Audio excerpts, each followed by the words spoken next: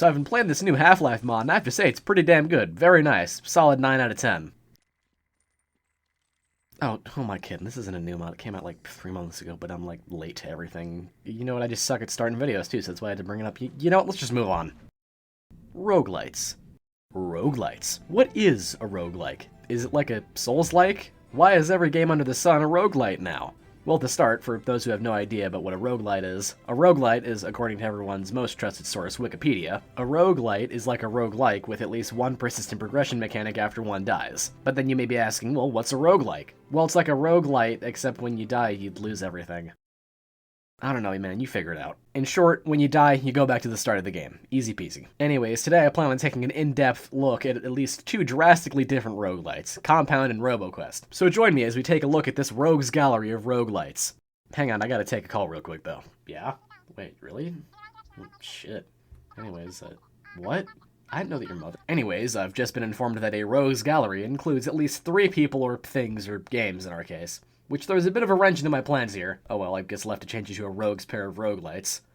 Also, I know a rogues gallery, or a rogues pair in this case, usually pertains to a group of criminals or villains. Not in this case. Both of these games that I'm covering are actually quite good. In fact, I'd say they're both very good, and I encourage you to go and play them for yourself. Both links will be down in the description below, as per usual.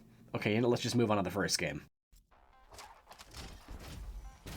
Welcome to Roboquest, a roguelite fit for the whole family, mainly because it entails no blood or gore. No, just some wholesome robot destruction. I've been sitting on this game for quite a while now, since one of its earliest releases actually, and since then the game has changed pretty drastically over the course of the last few years. This also explains why I already have like 95% of the good shit unlocked, since I've dumped about 50 hours into this game before I've even started recording this video. So I am quite familiar with this game's mechanics. Anyways, as per usual, I'm just going to quickly butcher the game's story and pass it off as a way to start us off. Okay, so sometime in the future, and by sometime I mean literally 700 years from now, what's left of the human race is scattered throughout vast deserts, struggling to survive against the harsh climate of the robots that did something. I don't know, the game really never specifies what they did to become sentient, but you know, they're tired of being used as free labor, and so, you know, they decided that they're not having any of that and killed a lot of people. So much for there being no gore and death in this game. This game literally starts off by telling us that like 90% of the human race is just fucking dead now. But there is some hope. A young scavenger, Max, discovers an old derelict guardian robot lying out in the sand. She decides to reactivate him, and with his help they can have a fighting chance to save humanity, or something like that. I don't really know. I tuned out at like the first 5 seconds of the script, so I don't really know.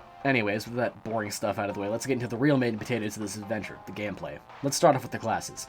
There are 5 classes in this game, and each and every one of them are fantastic. While I do have a least favorite class, I can still say that it definitely has its place and is still way better than some of the classes in other games. Each one of them has unique primary, secondary, and even tertiary ability, with the primary and secondary being active use, while the tertiary is just a helpful bonus buff. The first class that you'll have access to is the Guardian, who is the most noob-friendly in the game, which would explain why he's given to you first. His primary ability is a nice bubble shield that literally blocks all incoming damage until it's either deactivated or its battery is fully depleted. His secondary ability is just him using his elbow to beat the shit out of any unlucky sod caught next to him. His bash can also be upgraded into a bonk hammer, which is very entertaining to use. His tertiary ability is called Top Quality, which is rather straightforward. Basically, the first third of any given weapon's magazine will do an extra damage, which is pretty nice. Mind you, all of these abilities can also be upgraded, allowing you to shape them into a playstyle that can suit your needs better. Not to mention the fact that all of these upgrades are unique to each character, or at least most of them are, like the bonk hammer, which is exclusive to the Guardian.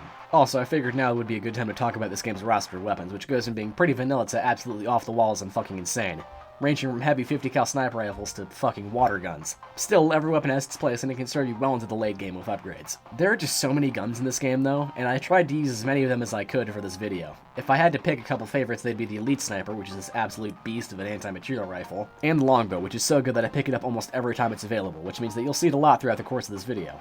Anyways, now into the next class, the Engineer, and spoiler alert, this one's my least favorite. He is not bad by any means, just kinda boring, to me at least. His primary ability allows him to summon a little attack drone that starts out weak as fuck, but can be pretty good if you build your character around them. His secondary is this bizarre junk blaster thing that does a surprisingly good amount of damage, which is unfortunate since the thing has a pretty lengthy cooldown on it, rendering it kind of underpowered. His tertiary just allows him to heal any of his drones by pressing the same button to summon one when you already have the max amount of drones equipped. At the very least, his class can upgrade the number of drones it has, making it still pretty decent even when compared to other classes on offer. The next class is the Commando, and this is more of a combat-focused kind of class, requiring you to be up close and personal with every enemy to actually make the most out of his abilities. His main ability is a nice explosive missile that you can put the hurt on a single enemy with if you need to do that. It can be upgraded into multiple mini-missiles at the cost of having the homing ability removed, as well as doing slightly lower damage on top of that. But still, firing at 3 rockets that do 25% less damage than a normal rocket is still more effective, so I think you know which upgrade I pick literally every time I see it show up. His secondary attack is his Super Shorty, which is basically the better version of the Scrap Blaster that the Engineer has. It's an effective little pocket shotgun that can wipe out small clusters of enemies at close range at a pinch, which is very helpful. Now his Tertiary is where things start to get interesting. His Tertiary is called Frenzy, and it makes it so that whenever you get a kill, you get 2 points of Fury.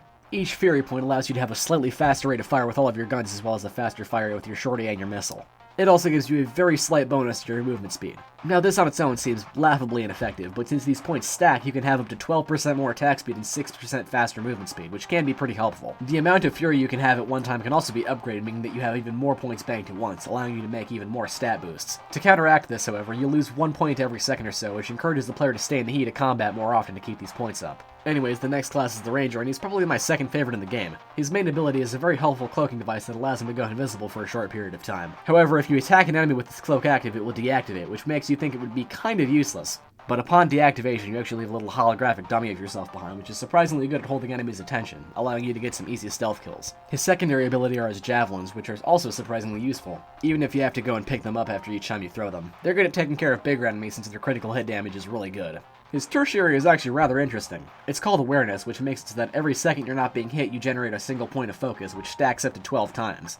Each point of focus gives you an additional 2% critical hit damage, which means that with a full bar you can actually have 24% more crit damage without any upgrades, which is very helpful. The final class on offer is the Rogue, and I figured I'd save the best for last, since this guy might be one of the most broken classes I've ever used in a video game. His primary ability is Blink, which allows you to channel your inner Corvo and instantly dash in any given direction at will. On its own, this is already a pretty powerful ability, but when paired to the secondary, it is just ridiculously overpowered. For a secondary, he gets a Laser Dagger. On the surface, it might seem like any old melee weapon, but it can be so much more, to the point where it might be one of the most broken melee weapons I've ever used in a video game. Since you can spam the absolute shit out of this thing, allowing you to eviscerate just about anything that comes in your way in seconds. Now remember how I said the Rogue's primary ability and a secondary pair really well together? Well, by using Blink, you can close the gap on an enemy and destroy them within a second of you being in front of them. It's just that broken. And on top of that, his Tertiary ability allows him to stack hits with the Laser Dagger, making it so that every 6th, or 5th if you grab a specific upgrade, does 200% more damage, which means that you can take down some of the toughest foes in literally like 5 seconds. It's insane. All of these abilities come together to make the Rogue an extraordinarily powerful class in the right hands, even allowing me to clear the game in just shy of 25 fucking minutes with the highest rank available, even on the second hardest difficulty in the game. For reference, my fastest clear before that was just over 30 minutes, which is kind of insane. So, TLDR, all of the classes in this game are very, very good and balanced, with the exception of the Rogue, who might be a little OP. On top of the classes, there's also a wide selection of gadgets that you can bring with you too, ranging from a jetpack, which is actually pretty fun, or just a fanny pack that allows you to get an extra weapon slot. Anyways, now that we've selected a class, let's get into the actual game.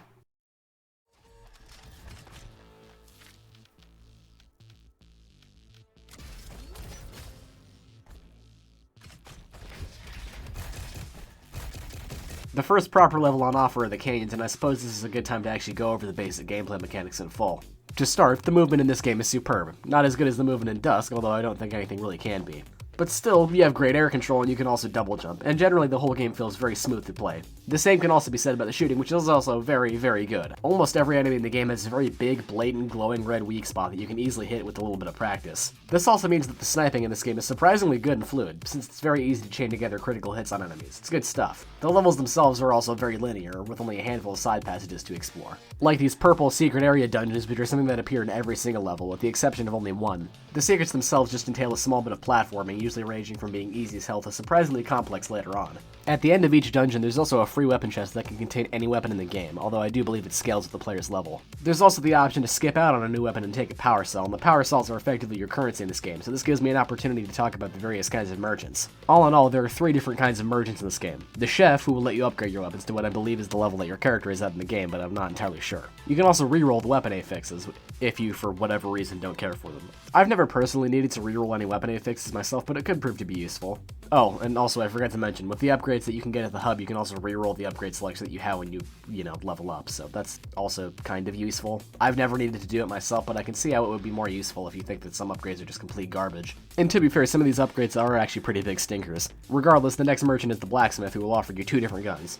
No special features in him, he's just a nice little weapons vendor. Now the last merchant is this guy, who might as well be a door-to-door salesman. They have special upgrades that can't be found anywhere else instead of looking out in weapons chest. Now these upgrades will specialize your character even further than you might already be able to do with upgrades, like having higher crit chance but having slightly lower crit damage. Still, I don't think I ever bought a single upgrade from him, since the upgrades that you get from leveling up are just as good as anything he has. Anyways, back to the actual gameplay. Like stated previously, the levels in this game are rather linear with only a handful of branching pathways in each one. This honestly isn't that big of a deal since the core gameplay and shooting is so tight that I'm fine with it being funneled into each combat encounter. At a certain point in each level, you'll reach a sort of save zone where you can heal up, get new gear, and trade with the merchants. This one in the canyons, however, is incredibly important to the future of your run, since this save zone kinda acts like a mini hub area, allowing us to choose the next map that we go to. We can either go to the Oasis, the Ruins, or the Quarry. The Quarry and the Ruins aren't unlocked until after your first few runs, but since I've already put plenty of time into this game, I have both of them unlocked, but I suppose I should at least go through the Oasis once. The Oasis itself is probably the most non-linear level in the game, barring the last two. It has plenty of side paths that sort of spiral in on each other, but the map is still based off of the sort of segmented level design from the rest of the maps. Still, this one is actually a pretty good time, all things considered. The next map we're supposed to unlock is the Ruins, and this one might be one of my favorites in the game. It's bright, colorful, and it has a nice change of pace when compared to all the previous levels in the hub. It also has one of my favorite musical tracks in the entire game. Speaking of the music, this game's soundtrack kicks ass. It complements the gameplay very well. Honestly, there really isn't a whole lot else that I can say about it, it's just good shit. Take a listen.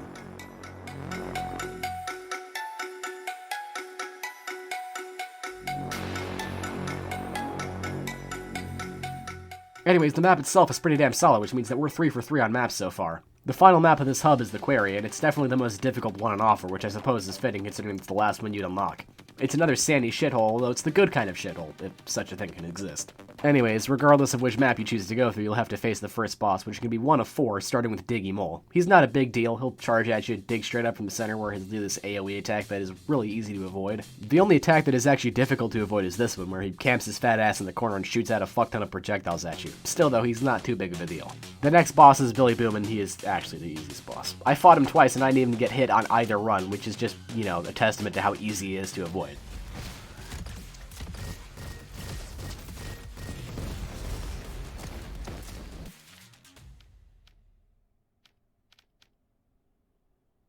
You know what, I'm just gonna move on. The next boss is Dr. Bot, or Robot MD, or some shit, I honestly can't remember. He's got homing missiles, this flamethrower that acts as an area denial attack, and this weird laser thing that is also really easy to avoid. The last boss on offer is this mosquito fuck. He's the only boss that I'd call difficult in this first section. He's got another AoE firing thing, but he can also spawn clones of himself, which can't fool me at all. He can also go to the center pool of sludge and drink from it, and if he fills up this bar below his primary health bar, he attacks you faster and does more damage, I think. I honestly don't know, because this is the newest boss added to the game, believe it or not. Whatever, let's just move on to the third map, which is going to be one of 2 different maps on offer.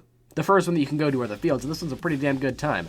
It's vibrant, fun to play, and has good music. That, and I'm generally a sucker for high-tech farms and games. The other option is the Aqua Station, which can only be accessed if you go through the quarry at the midpoint of the canyons. And if I'm being perfectly honest with you, I don't really care for this one. Actually, quite a few of the unique enemies here in this map actually have a secondary attack that can freeze you and slow you down. They're still not annoying as the ones you have stun bombs. I mean, those guys are just fucking terrible. Regardless of where you go for level 3, you'll be taken to the Energy Center, and this is probably the hardest normal level in the entire game. I should probably talk about the enemies now, since I've neglected to do so in the past third of this video now. They're all rather unique from each other, and almost all of them have some kind of glowing red weak spot that you can abuse to chain together easy crits. The only one that gives me any sort of trouble are the flying ones, since they're tiny as fuck, making them hard to hit with anything precise. There's also these mini arena sections where the game locks you in a certain section and spawns in waves of enemies to try and kill you. These can actually get pretty chaotic. For Christ's sake, they get a boss health bar. It's crazy. Most levels only have 1, but the Energy Center has 2 of them almost back to back from each other. Anyways, once you reach the end of the Energy Center, you have to face the second boss, which can be one of 2 options. Also, I don't know why I'm calling these options. You don't get an option. The game just randomly selects one whenever you enter the boss arena. The first option is the Judge Ball, and he's kind of a pushover, at least after all of the tweaks that the devs made to the classes and the balance. At one point, the Judge Ball was actually the final boss of the game, but he was moved down the totem pole after the introduction of the new final map. The other boss is virtually the complete opposite from the Judge, and he's actually pretty damn tough. Probably the hardest boss in the game, Sir Cattercoaster. He rides around on these rail things and only has a weak point on his face and his back, which means that you won't always be able to crit him when you need to. Also, he can raise the sludge level at the very bottom of the arena, which means that you have to ride the rails with him. And since the rails only take you in one direction, I think you can infer how difficult this boss is at times. Anyways, regardless of which boss, you'll be bound for Haven City next. Welcome to Haven City, the largest, most densely populated level in the entire game. It's also probably the hardest since it abandoned just about every single precedent set by the previous levels. It's open, spacious, and doesn't funnel you down any certain path right from the start. Instead of having to reach the end after a long string of segmented combat arenas, we just have to take out 4 mini-boss robots who have pieces of the key that'll take us to the last level of the game. The mini-bosses come in 3 different flavors: a flying bastard, a standard mech-looking guy, and a literal fucking attack slug. There's also no sort of dungeon or secret area, or any kind of arena section in this level. It's way more open-ended, allowing you to approach most combat encounters from many different angles. Regardless, after we clear a path through the city, we can reach the final level of the game, which is just a corrupted version of the previous map. It seems lazy on the surface, and to be honest it kind of is, but it still rearranges the layout enough to the point where it feels different enough. It also has a completely flipped color palette on top of that, so actually, you know what, forget what I said about this map being the same as the previous one. I really have no clue what I'm talking about. They just let me in here for no reason, actually. So to actually face the final boss, we need to fully explore 2 different dungeon sections on either side of the level, which are guarded by some of the most densely populated crowds of enemies in the entire game. The developers just decided to throw literally anything at you, including the enemies from every other level in the game. It's a pretty fitting send-off to the game. Once you're done carving a path through what's left of the robot army, we can finally face off with the final boss, who can be one of 2 enemies. The first one is Beetle Royale, and this one is by far the easiest option. His only attack that managed to do any damage was the spin attack, only because I decided that the best course of action would be to just run up at him and start swinging. He can also destroy the platform that you're standing on, which means that you could fall down into the lower floor, which could be bad considering the fact that the final floor would drop you directly into some toxic sludge shit. But since this boss is so easy, I literally never managed to fall down more than 1 floor. The other boss you can encounter is Uncle Jim, and this one is still fairly easy to take care of. He's got homing rockets on this minigun thing. He can also cover his face with a shield, which blocks his main weak point off, but it's still not that bad. Oh, and you're also constantly platforming to stay above the rising sludge levels. Overall, both of these bosses were still pretty easy. In fact, almost all the bosses are easy in this game, with the exception of Sir Catercoaster. I really don't care for him. Regardless, since this game is still undergoing development, there's no proper ending. Instead, it just gives you a ranking, your time, and it shoots you back to the hub. Overall, I think this game was a pretty damn good time. With some more time, I can easily see this game being another one of the greats in the roguelite genre. Frankly, I'm surprised I haven't seen more people talking about it, considering how positive the Steam reviews are at this very moment. Also, not counting the fact that this game just kicks ass overall. I'd strongly recommend that you check this game out. It's reasonably priced and has co-op support, so you and a buddy can team up to shoot some shit. As per usual, the link will be in the description. Anyways, though, we've still got another game to cover.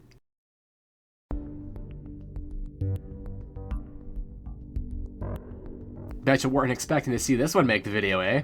Recently, and by recently I mean like a week before I posted the Dusk video, I got my hands on a VR headset, which means I can finally play, VR games. I know, shocking. So I figured I'd put that to good use and actually make a video on a VR game for a change. Anyways, as the title of this section would suggest, the game that we'll be covering is called Compound, and it's a hardcore VR roguelike. The hardcore must come from the fact that you can only take like 3 hits before dying, at least on the hardest difficulty. Compared to the previous game in this video, this one is remarkably simpler, only entailing to you shooting dudes, robots, and whatever the fuck these things are for an entire 20-ish minute run. Actually, that's a lie, since most of my runs lasted 40 minutes. The fun comes from the fact that the entire thing is played in VR. Having to actually line up a precise headshot with, your physical body, or physically dodging out of the way of incoming projectiles is what makes this game fun and exciting. It heightens what would be pretty standard FPS for by making it all play out through the minifig strapped to your face. Anyways, I'm gonna get to talking about the actual game now. When you finally load in, you're just dropped straight into the starting hub area with no main menu to precede it. All of the difficulty selection and pre-run planning is done right here, and since we're here, I suppose I should talk about the controls. I'm playing on the Roboquest 2, which isn't exactly the highest end piece of equipment right now, considering the fact that it stutters quite often on some games, even with my PC's above average specs. Still, the game adapts quite well to the Quest 2's lack of buttons when compared to some other systems on the market. Anyways, what was I talking about? Oh yeah, Compound's controls. In short, they work fine. Since we're still in the hub, I should also talk about the selection of guns on offer, since there's way less than Roboquest and I can actually talk about most of them in detail. All up, there's something like 16 guns in the game, and I have around 14 of them unlocked. If I had to pick a couple favorites, they'd probably be these big hunkin' magnums and this grenade launcher pistol. Oh, and surprisingly the starting pistol, which can be effective even late into the game. There are other offerings too, like these weird SMGs with an M1 Garand style reload of this stumpy looking assault rifle. The only weapon that I'd say requires any skill, excluding the bow at least, is this sonic emitter thing, which can be used to deflect enemy projectiles back at them, resulting in them dying almost every time, and it really is quite satisfying. There's just nothing like launching a clump of shotgun pellets back at some unfortunate guard. It really is quite fun. Before we can go, we also have to select a difficulty, and there are 3 options available: easy as pie, medium rare, and hard booze. The harder the difficulty gets, the less HP you get. I also think it affects enemy reaction times as well as ammo and health drop rates, but I'm not entirely sure on that one. For most of the runs in this video, I will be playing on the medium rare difficulty, but due to my own ineptitude at playing VR games, I dropped down to easiest pie later on down the line, and you'll see why. Before we take the elevator into the compound itself, we can also take a selection of mutator skins if we choose so. I opted out of all of these since they drastically alter the game's core gameplay, like the compound bow skin, which replaces every single weapon in the game with the compound bow, or the damage amplifier, which will make everything, including you, die in a single hit. Anyways, let's get into the real shit.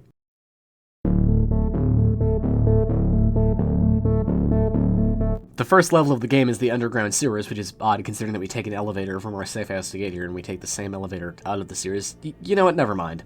The core gameplay mainly just consists of shooting dudes in these levels. You're just dropped off in an area and you have to explore every nook and cranny to clear out all of the enemies. In these first few maps, we'll just be dealing with these low-tier plasma guards and these annoying-ass drones, who are literally the bane of my existence. You'll also find the occasional SMG or shotgun guard. In terms of weaponry, we'll be stuck with our starting guns for a while. If you ever need a spare, you can usually find one at the start of each level in one of these blue emergency containers. The only one that's really worth keeping for any longer than the first few areas is the basic plasma gun, since it's decently accurate and it's a swift battery recharge time. The plasma pistol also has the best fire rate out of any of these starting weapons, making it basically a pocket SMG in a pinch. The only other way to find weapons is by finding one by chance inside of one of these levels. There's no sort of hierarchy to these drops either, you can find any weapon on the floor in literally any level. And almost all of them are better than the starting pistol. They all fall into specific categories, with the automatic weapons and the revolver using pink ammo, the shotguns, and the bolt gun, the only gun that I didn't have unlocked, use red ammo, and the specialty weapons like the laser rifle and the sonic emitter use orange ammo. Oh, and all of the explosive weapons use green ammunition. The only way to get more ammo for these guns is by getting lucky and having a guard drop some ammo. At the very least, the ammo is tied to what weapons you're carrying. Speaking of carrying things, you have 2 weapon slots, 3 if you count your offhand as a separate slot, which I do because dual wielding in this game is probably the most effective way to get kills, even if your accuracy is still terrible while you're doing it. And if you have to reload, you have to drop the weapon that you're carrying in your offhand and grab a fresh mag. Oh, and if you reload halfway through a magazine, you can't pick it back up off the floor, so you're basically fucked and you lose all that ammo. Come to think of it, that's quite a bit for a game that consists primarily of doing this.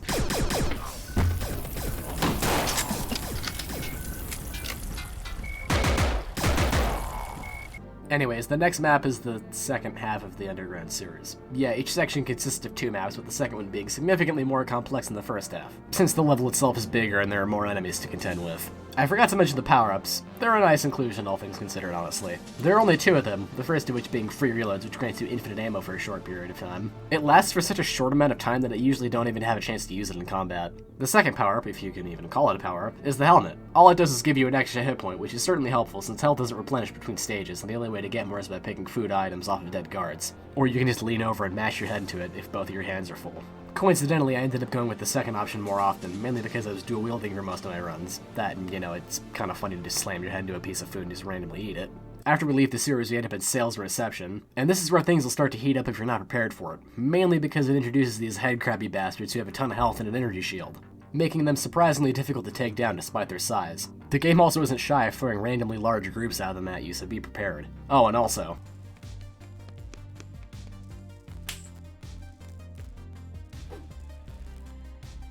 I didn't really know how to weave that into the video, but that certainly surprised me when I found it.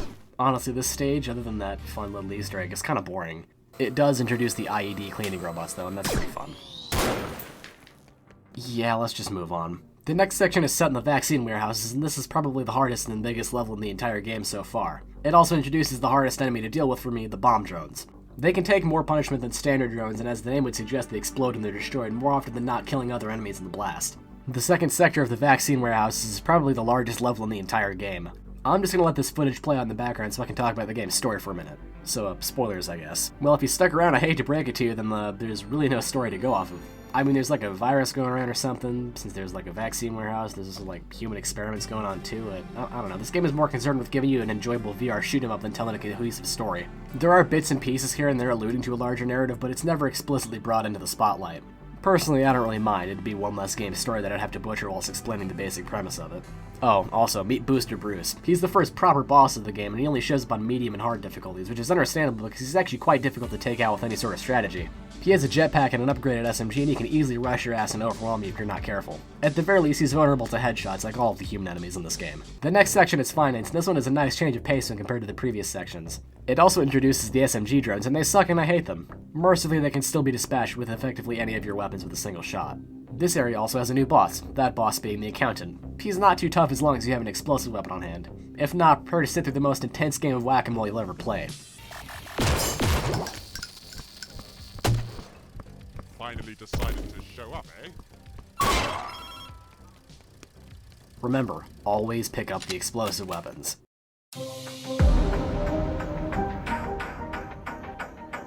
The next section takes place in chemical processing, and this one is pretty damn good. It's got a bunch of these fun virus canisters lying around which act like explosive barrels since they can kill enemies and damage you too. I suppose I should talk about some of the new enemies that I've neglected to mention up until this point. We've got these little tank guys who are a bitch to take out with anything that isn't an explosive, since their main weak point is the sensor modules on the side of their head, which is a bitch to hit with anything precise. We've also got the standard bipedal mech drones who come in 2 flavors. The blue ones are just plasma-spewing dorks, and the red ones have what I can only describe as a charge-up rail cannon. Their weak points are on the back of their heads, so the dominant strategy is to just shoot a sticky bomb behind them and then just hope that the splash damage takes out the battery pack behind them. If you're not able to do that, then you're just going to have to unload everything you've got into them. We've also got a new boss for this section, which is this spider tank thing. He's more intimidating than he looks, since he doesn't actually have too much health on medium. Wait, that would make him less intimidating than he looks. You know what, just forget what I even said. However, he does has this fucking missile launcher thing which fires at a projectile that it produces a ridiculous array of splash damage when it explodes. It still kills him pretty damn well. The next section takes place in the labs and, as the game calls it, research and development. This is probably my favorite section in the game, but then again I'm just a sucker for anything with a corrupt science base. There are actual human experiments here, since we can find these big glass tubes on the surface but seem to be humans in them, but when the tubes break, it turns out they're fucking zombies that would pop out and run at you. These guys are surprisingly tanky too, taking multiple headshots to bring down effectively. Anyways, after a level and a half of this, we reach the next boss, that boss being Dr. Amoral. Okay, you know what, that one's a little funny, I have to say.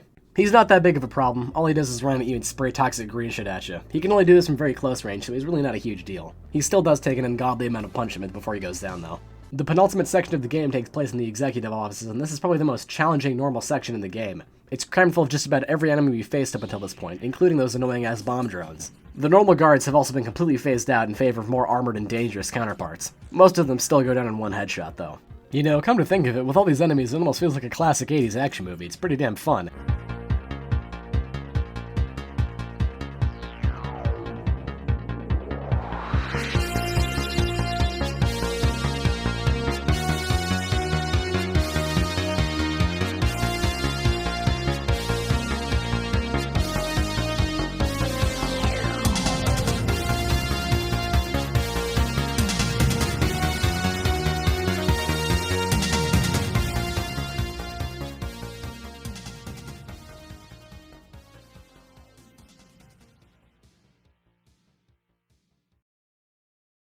High worth individual. Now, I hate to say this, but I did a bit of an oopsie here, because this footage isn't actually mine. I mean, I did beat him, I have the achievement, and I even had a little statuette in the lobby.